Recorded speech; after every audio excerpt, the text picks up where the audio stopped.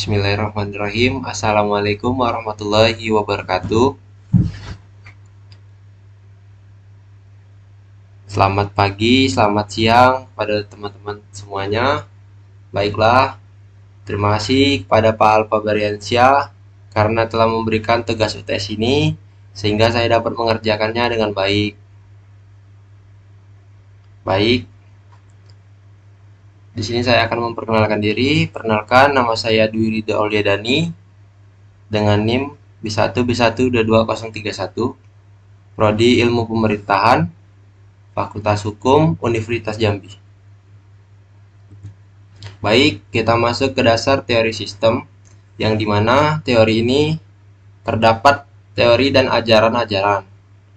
Yang pertama ada teori pemisahan kekuasaan, kedua ada teori demokrasi, ketiga ada teori negara berdasarkan atas hukum, yang keempat ada teori negara berkonstitusional, yang kelima ada ajaran negara kesejahteraan atau welfare state, dan yang terakhir ada ajaran sistem pemerintahan, yang dimana kita akan menjelaskan mengenai pengertian tokoh yang membawa teori ini dan sebagainya.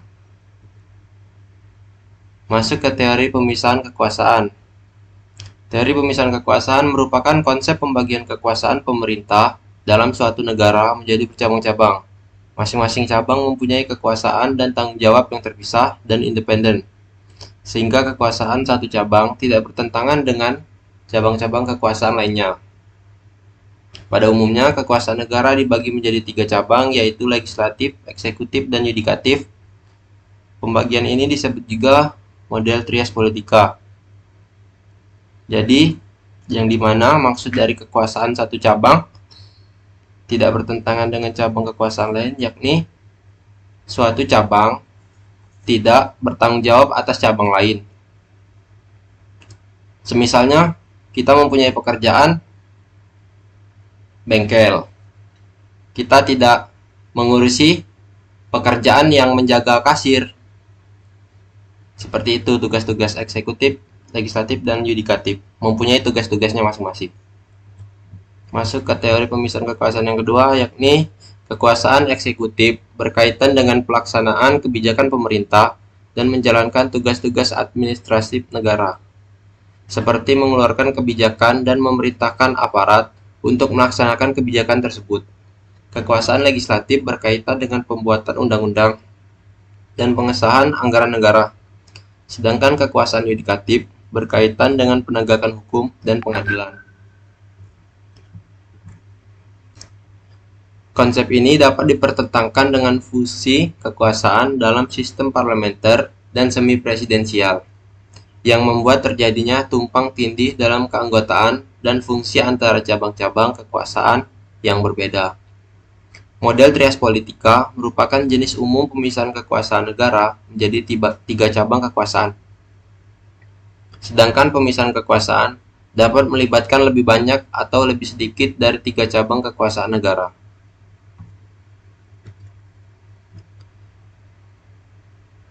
Teori pemisahan kekuasaan yang keenam, yakni konsep pemisahan kekuasaan ini dimaksudkan untuk menghindari terjadinya konsentrasi kekuasaan yang berlebihan pada satu cabang pemerintahan, yang dapat menimbulkan penyalahgunaan kekuasaan dan pelanggaran hak asasi manusia. Dengan adanya pemisahan kekuasaan, setiap cabang pemerintah dapat saling mengawasi dan menyeimbangkan kekuasaannya, sehingga tercipta sistem pemerintahan yang seimbang dan adil. Masuk ke tokoh teori pemisahan kekuasaan. Tokoh yang pertama yaitu Charles Louis II atau Montesquieu.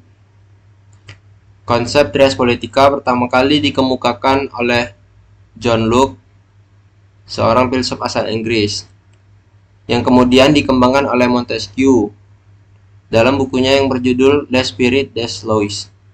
Konsep ini membagi suatu pemerintahan negara menjadi 3 jenis kekuasaan, yaitu eksekutif, legislatif, dan yudikatif. Indonesia merupakan salah satu negara demokrasi yang menganut konsep ini. Montesquieu paling dikenal dengan ajaran trias politika, atau pemisahan kekuasaan negara menjadi 3. eksekutif, lembaga pelaksana undang-undang, legislatif, lembaga pembuat undang-undang, dan yudikatif, lembaga pengawas pelaksanaan undang-undang. Montesquieu memahami bahwa kekuasaan yang terkonsentrasi pada satu individu atau kelompok dapat menimbulkan penyalahgunaan kekuasaan dan penindasan terhadap rakyat. Oleh karena itu, ia mengusulkan agar kekuasaan dalam sebuah pemerintahan harus dipisahkan menjadi 3 cabang yang saling mengawasi dan menyeimbangkan kekuasaannya. Konsep ini kemudian menjadi dasar bagi sistem pemerintahan demokratis di banyak negara dunia. Tokoh yang kedua yakni John Locke. John Locke adalah seorang filsuf dari Inggris yang menjadi salah satu tokoh utama dari pendekatan empirisme. Selain itu, di dalam bidang filsafat politik, Locke juga dikenal sebagai filsuf negara liberal. Bersama dengan rekannya Isaac Newton, Locke dipandang sebagai salah satu figur terpenting pada era pencerahan. Pembagian kekuasaan menurut John Locke adalah suatu pembagian kekuasaan di dalam negara ke dalam 3 bagian kekuasaan.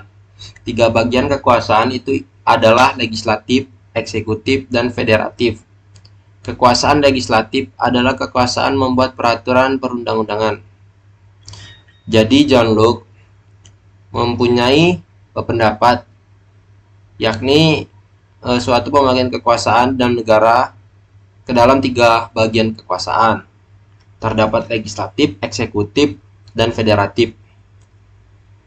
Hampir sama seperti Montesquieu, akan tetapi ada hal yang kurang, tidak adanya lembaga yudikatif, sedangkan Montesquieu tidak ada lembaga federatif.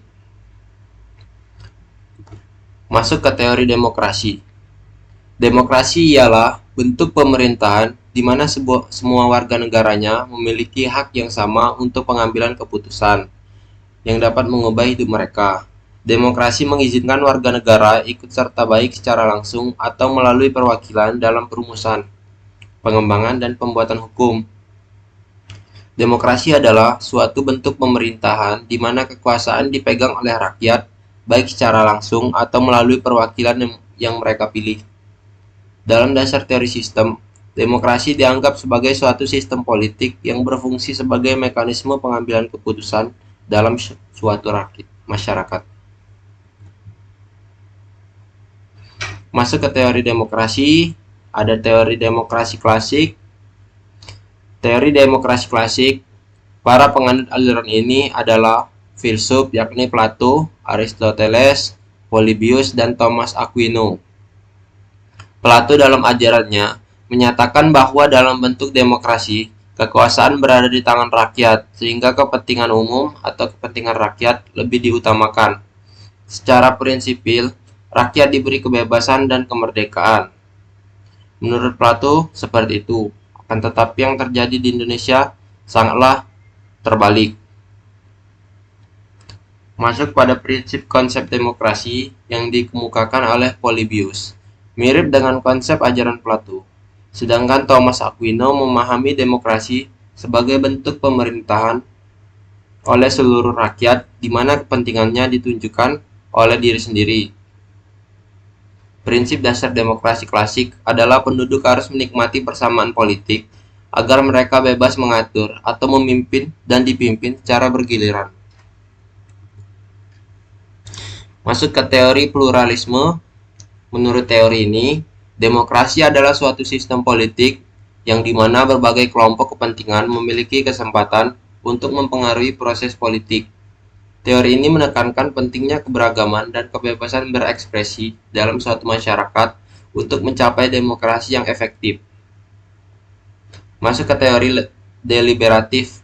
Teori ini menganggap bahwa demokrasi adalah suatu sistem politik di mana rakyat terlibat dalam proses pengambilan keputusan melalui diskusi dan dialog yang konstruktif.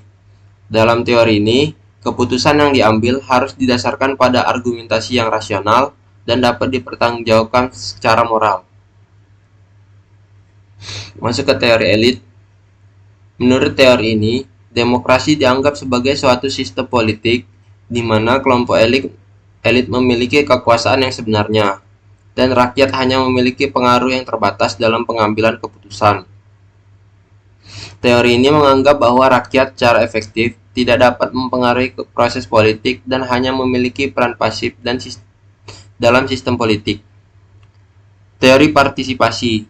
Teori ini menganggap bahwa demokrasi adalah suatu sistem politik yang dimana rakyat memiliki kesempatan untuk terlibat secara aktif dalam pengambilan keputusan. Dalam teori ini, partisipasi rakyat sangat penting dan harus ditingkatkan untuk mencapai demokrasi yang sejati. Masuk ke tokoh teori demokrasi. Yang pertama adalah Plato. Plato adalah seorang filsuf dan matematikawan Yunani. Secara spesifik dari Athena, dilihat dari perspektif sejarah filsafat, Plato digolongkan sebagai filsuf Yunani kuno. Ia adalah penulis Philosophical Dialogue dan pendiri dari Akademi Platonik di Athena, sekolah tingkat tinggi pertama di dunia barat atau Yunani. Yang kedua adalah John Locke, adalah seorang filsuf dari Inggris yang menjadi salah satu tokoh utama dari pendekatan empiris. Selain itu, dalam bidang filsafat politik, Locke juga dikenal sebagai filsuf negara liberal. Bersama dengan rekannya Isaac Newton, Locke dipandang sebagai salah satu figur terpenting pada era pencerahan. Masuk ke tokoh teori yang ketiga, yakni ada Abraham Lincoln atau Bapak Demokrasi, yang dimana sepanjang masa yang diberikan, pada dasarnya tak bisa lepas dari peran Presiden Amerika Serikat yang ke-16 dalam menghapus perbudakan dan mengakhiri Perang Saudara Amerika. Ia juga mengeluarkan proklamatik emansipasi yang kemudian mengubah hidup banyak orang, khususnya para budak. Bapak Demokrasi ini sangat salut saya. Mantap jasanya, Pak. Yang keempat ada Rousseau adalah seorang filsuf Prancis yang menulis tentang teori kontrak sosial dan kedaulatan rakyat. Ia menganggap bahwa suatu masyarakat yang adil harus didasarkan pada kedaulatan rakyat dan bahwa rakyat harus memiliki hak untuk memilih pemimpin mereka dan mempengaruhi proses politik.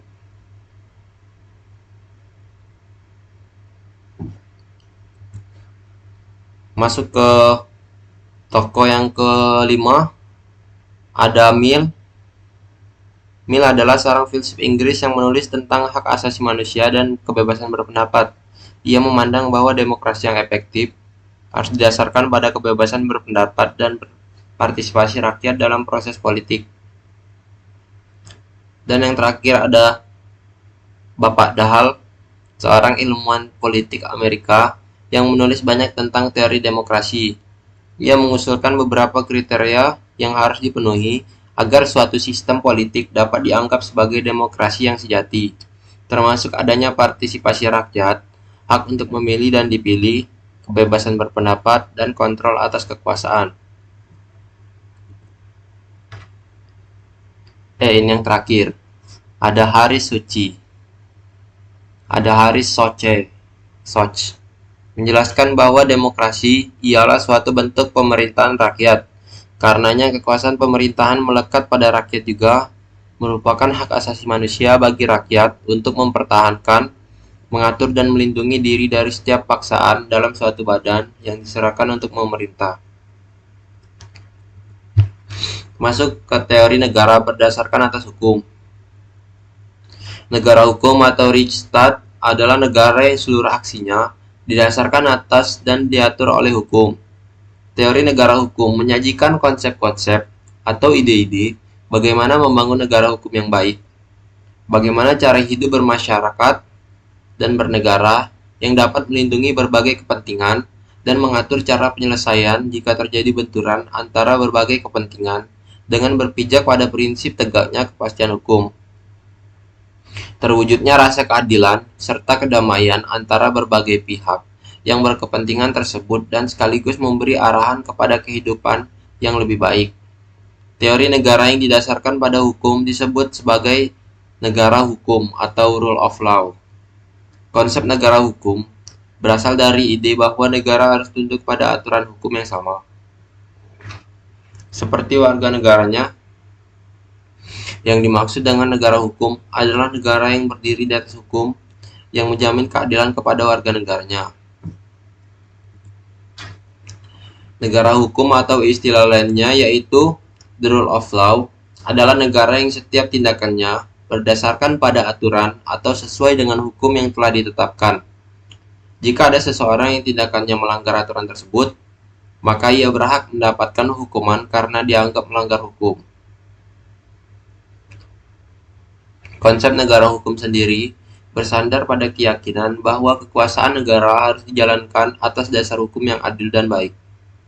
Hubungan antara yang diperintah atau governed dan memerintah atau governor dijalankan berdasarkan suatu norma objektif, bukan pada suatu kekuasaan absolut semata.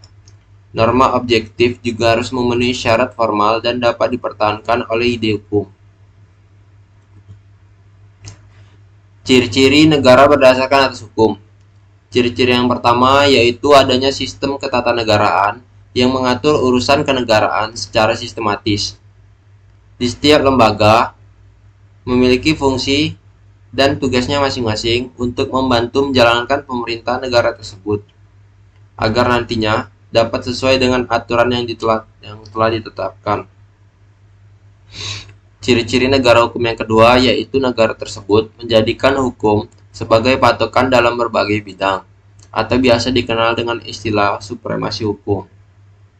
Ciri-ciri negara hukum yang satu ini merupakan upaya untuk menempatkan hukum dalam tempat tertinggi sebagai alat perlindungan bagi rakyatnya, serta tanpa adanya intervensi dan penyalahgunaan hukum, termasuk dari para petinggi negara. Ciri-ciri negara hukum yang ketiga yaitu adanya perlindungan dan pengakuan hak asasi manusia. Ciri pengakuan dan perlindungan terhadap hak asasi manusia ini merupakan salah satu ciri yang utama. Hak asasi manusia sendiri merupakan hak yang paling mendasar dan fundamental. Sedangkan bagi para pelanggar hak asasi manusia dapat dijatuhi hukum secara tegas. Ciri-ciri negara hukum yang keempat adalah memiliki sistem peradilan yang tidak memihak atau independen. Sistem peradilan ini meliputi para hakim dan jaksa serta para anggota administrasi pengadilan yang telah ditentukan berdasarkan hukum yang berlaku. Tak hanya di peradilan pusat, sistem peradilan yang bebas dan tidak memihak juga berlaku di peradilan-peradilan daerah. Peradilan harus berjalan sesuai dengan hukum yang ditentukan dan diterapkan sama, sehingga tidak berat sebelah antara rakyat dan para petinggi negara. Ciri-ciri negara hukum yang kelima, yakni adanya pembagian kekuasaan yang jelas. Pembagian kekuasaan ini menjunjung tinggi nilai demokrasi, dan setiap lembaga memiliki tugas dan fungsinya masing-masing. Astagfirullahaladzim. Sehingga diharapkan tidak terjadi tumpang tindih. Jika muncul permasalahan atau konflik, maka lembaga yang berwenang mampu menerapkan hukum yang tepat. Seperti yang disampaikan tokoh terkenal John Locke, bahwa kekuasaan dibedakan menjadi tiga, yaitu legislatif, eksekutif, dan yudikatif. Ini salah sepertinya. John Locke menyampaikan federatif bukan yudikatif. Ciri-ciri negara hukum yang berikutnya yaitu adanya peradilan pidana dan perdata. Peradilan pidana adalah peradilan yang mengurus tentang pelanggaran hukum yang menyangkut banyak orang. Sedangkan perdata yang mengurusi pelanggaran hukum yang melibatkan perseorangan saja. Ciri-ciri negara hukum yang terakhir adalah adanya legalitas. Legalitas dalam hukum merupakan asas yang fundamental untuk mempertahankan kepastian hukum. Asas legalitas ini ditetapkan dan kemudian digunakan untuk melindungi semua kepentingan individu. Masuk ke tokoh teori negara hukum. Yang pertama ada Thomas Hobbes. Saya kira Thomas Shelby. Dari Malmesbury, adalah seorang filsuf Inggris yang beraliran empirisme. Pandangannya yang terkenal adalah konsep manusia dari sudut pandang empirisme, materialisme, serta pandangan tentang hubungan manusia dengan sistem negara. Yang kedua ada Hans Kelsen, adalah seorang ahli hukum dan filsuf Austria. Akibat kebangkitan Nazi di Jerman dan Austria, Kelsen terpaksa mundur dari jabatannya di universitas karena ia memiliki darah Yahudi.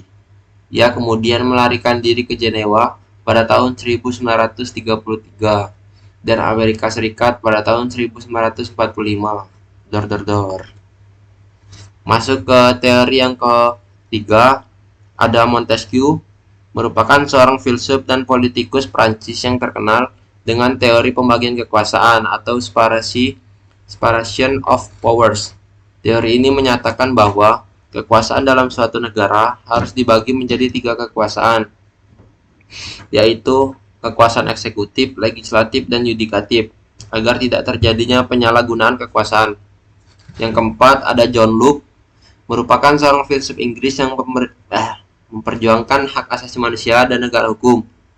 Menurutnya, negara hanyalah merupakan pelayan yang harus melindungi hak asasi manusia, bukan sebaliknya. Benar. Masuk ke teori negara berkonstitusional. Negara konstitusional adalah suatu negara yang melindungi dan menjamin terselenggaranya hak-hak asasi manusia dan hak-hak sipil lainnya, serta membatasi kekuasaan pemerintahannya secara berimbang antara kepentingan penyelenggara negara dan warga negaranya. Konstitusi adalah sebuah hukum yang dijadikan dasar oleh suatu negara, terutama dimulai dari pendirian negara tersebut. Konstitusi bersifat dinamis, artinya dapat diubah sesuai kebutuhan dan sesuai dengan peraturan yang berlaku di negara tersebut. Teori negara konstitusional adalah sebuah kerangka hukum yang didasarkan pada ide bahwa negara harus diatur dan dibatasi oleh sebuah konstitusi. Konstitusi ini harus menjadi sumber tertinggi hukum dan harus mengatur kekuasaan dan tanggung jawab dari pemerintah serta hak-hak dan kewajiban warga negara. Teori ini menganggap bahwa negara bukanlah entitas yang bebas, melainkan harus diatur oleh undang-undang dan prinsip-prinsip yang membatasi tindakan pemerintah dan melindungi hak-hak individu. Negara yang berkonstitusional tidak dapat bertindak semena-mena atau melampaui kewenangannya, karena semua tindakan harus sesuai dengan prinsip-prinsip dan aturan yang telah ditetapkan dalam konstitusi. Negara yang berkonstitusional dapat dilihat sebagai bentuk negara yang paling demokratis, karena konstitusi memastikan bahwa pemerintah tidak dapat bertindak semena-mena dan harus bertanggung jawab kepada warga negara. Selain itu, konstitusi juga memastikan bahwa hak-hak individu dihormati dan dilindungi, sehingga warga negara dapat hidup dengan aman dan merdeka di bawah pemerintahan yang adil dan berkeadilan. Prinsip-prinsip konstitusional yang penting meliputi pemisahan kekuasaan antara eksekutif, legislatif, dan yudikatif, serta perlindungan hak-hak individu termasuk hak atas kebebasan berbicara, kebebasan beragama, dan hak-hak sipil dan politik lainnya. Norma sistem politik dan hukum bentukan pada pemerintah negara biasanya dikodifikasi sebagai dokumen tertulis. Hukum ini tidak mengatur hal-hal yang terperinci, melainkan hanya menjabarkan prinsip-prinsip yang menjadi dasar bagi peraturan-peraturan lainnya. Konstitusi berfungsi sebagai sumber hukum tertinggi. Konstitusi berfungsi sebagai alat yang membatasi kekuasaan. Konstitusi berfungsi sebagai identitas dan lambang nasional. Konstitusi berfungsi sebagai pelindung hak asasi manusia dan kebebasan warga suatu negara. Tujuan adanya konstitusi adalah sebagai sarana memberikan pembatasan dan pengawasan terhadap kekuasaan politik dan membebaskan kekuasaan dari kontrol mutlak para penguasa atau memberi batasan kepada para penguasa pemerintah. Jika sebuah negara tidak memiliki konstitusi, maka sulit untuk mereka bertahan. Berlindung di balik. Masuk ke negara yang berkonstitusi menjadi penting karena dapat memberikan kepastian hukum dan stabilitas politik, serta memastikan bahwa pemerintah tidak bisa bertindak semena-mena dan harus bertanggung jawab kepada warga negara. Selain itu, negara yang berkonstitusi juga memastikan bahwa hak-hak individu dihormati dan dilindungi, sehingga warga negara dapat hidup dengan aman dan merdeka di bawah pemerintahan yang adil dan berkeadilan. Konstitusi menjadi sumber tertinggi hukum dan mengatur struktur pemerintah, hak dan kewajiban warga negara, serta batasan kekuasaan pemerintah. Konstitusi melindungi hak-hak individu seperti hak atas kebebasan, kebebasan beragama, hak atas keadilan, hak-hak politik, dan hak-hak sipil lainnya. Masuk ke tokoh teori negara berkonstitusional. Yang pertama ada Madison, salah satu penulis konstitusi Amerika Serikat dan tokoh pemikir politik Amerika yang mengembangkan konsep negara konstitusional dan hak-hak individu. Madison menganggap bahwa hak-hak individu harus dilindungi oleh konstitusi dan bahwa pemerintah harus diatur oleh aturan hukum yang jelas dan tegas. Masuk yang kedua ada Hans Kelsen. Hans Kelsen adalah seorang ahli hukum dan filsuf Austria. Masuk yang ketiga ada Carl Schmitt. Carl Schmitt adalah seorang ahli hukum dan ahli teori politik Jerman. Schmitt menulis secara ekstensif tentang pengelolaan kekuasaan politik efektif. Karyanya telah menjadi pengaruh besar pada teori politik berikutnya, teori hukum, filsafat kontinental, dan teologi politik. Yang keempat ada Hermann Heller. Menurut Hermann Heller, konstitusi terbagi menjadi 3, yaitu konstitusi politik sosiologis, konstitusi yuridis, dan konstitusi politis. Konstitusi adalah keseluruhan sistem tata negara yang berupa kumpulan berbagai gaya untuk membentuk pengelolaan pemerintahan negara, menurut Hermann Heller. Masuk ke ajaran negara kesejahteraan atau welfare state. Konsep negara kesejahteraan atau welfare state adalah gagasan bahwa negara bertanggung jawab atas warga negaranya, yaitu dengan jalan sejahterakan rakyatnya melalui pelayanan, bantuan, perlindungan dan pencegahan masalah-masalah sosial. Konsep negara kesejahteraan sendiri dinamakan dengan konsep welfare state. Konsep welfare state secara singkat dapat didefinisikan di mana pemerintah dianggap memegang peranan penting dalam menjamin kesejahteraan bagi setiap warganya. Pemerintah dalam sistem welfare state dianggap memiliki tanggung jawab untuk menjamin hak-hak sosial dan ekonomi masyarakat, dan untuk menciptakan sistem jaminan sosial yang memadai bagi rakyatnya. Prinsip-prinsip yang mendasari welfare state antara lain keadilan sosial, kesetaraan, dan solidaritas sosial. Akan tetapi menurut saya, kesejahteraan yang ada di Indonesia sekarang sangatlah minim. Karena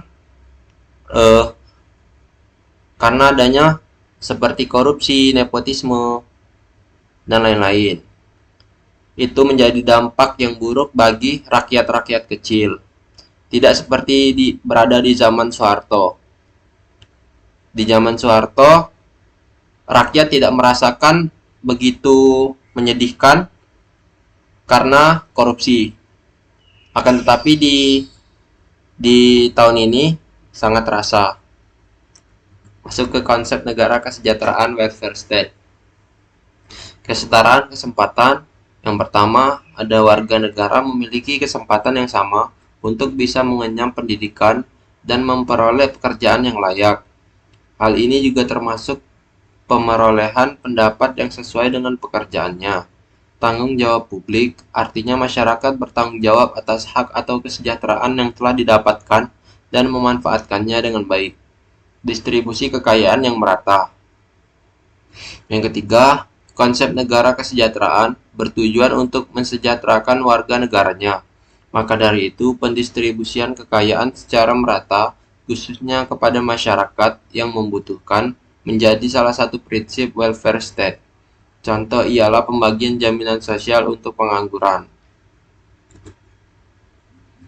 Negara kesejahteraan atau welfare state adalah konsep pemerintahan yang mengambil peran penting dalam perlindungan dan pengutamaan kesejahteraan ekonomi dan sosial warga negaranya.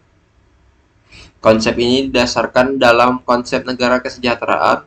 Negara bertanggung jawab untuk memenuhi kebutuhan dasar warga negaranya seperti pendidikan, kesehatan, dan perumahan. Negara juga bertanggung jawab untuk memberikan jaminan sosial seperti asuransi kesehatan dan jaminan pensiun. Ada prinsip kesetaraan kesempatan, distribusi kekayaan yang setara, dan tanggung jawab masyarakat kepada orang-orang yang tidak mampu memenuhi persyaratan minimal untuk menjalani kehidupan yang layak. Masuk ke tokoh ajaran negara kesejahteraan. Tokoh yang pertama yakni seorang ahli ekonomi dan juga sosial yang lahir di Inggris pada tahun 1879 dan meninggal pada tahun 1963. Beveridge adalah seorang yang dianggap sebagai pelopor dalam pengembangan konsep welfare state atau negara kesejahteraan. Ia memperkenalkan konsep ini pada tahun 1942 melalui sebuah laporan yang berjudul Social Insurance and Allied Service yang ditugaskan oleh pemerintah Inggris. Franklin Delano Roosevelt adalah Presiden Amerika Serikat ke-32 dan merupakan satu-satunya Presiden Amerika Serikat yang terpilih 4 kali dalam masa jabatan dari tahun 1943 Serikat yang hanya memperbolehkan presiden menjabat 2 periode.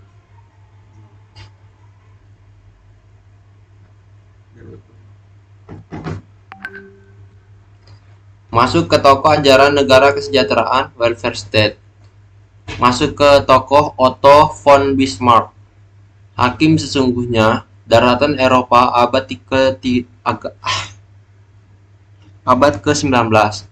Otto von Bismarck dikenal sebagai kanselir besi yang berhasil menyatukan wilayah Jerman menjadi satu pemerintahan tunggal. Selama lebih dari 20 tahun, ia bertugas membantu Imperium Jerman di balik layar agar menjadi kekuatan yang besar di wilayah Eropa.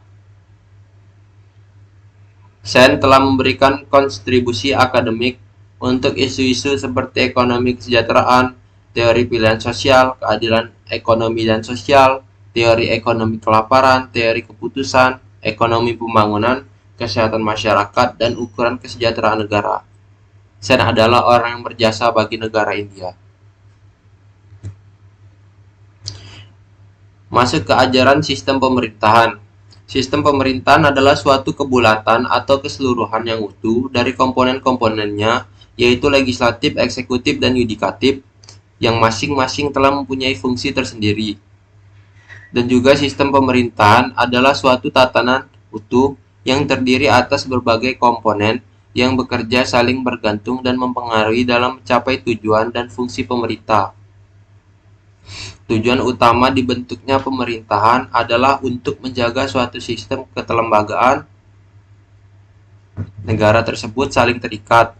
Selain itu, lembaga tersebut juga berkesinambungan di dalam satu kesatuan dalam rangka penyelenggaraan negara. Ada beberapa sistem pemerintahan di dalam sebuah negara, yang dimana masyarakat bisa menjalani kehidupan yang wajar. Di Indonesia, bentuk pemerintahan negara Indonesia adalah Republik Konstitusional, sedangkan sistem pemerintah negara Indonesia adalah sistem presidensial.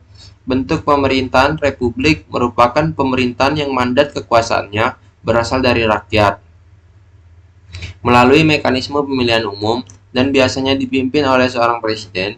Manfaat serta tujuan berasal dari mengkaji ilmu pemerintah secara awam, artinya supaya dapat tahu teori-teori, bentuk-bentuk, serta proses pemerintah, serta mampu menempatkan diri dan ikut berperan serta pada dalam holistik proses penyelenggaraan pemerintah, terutama pemerintahan dalam negeri.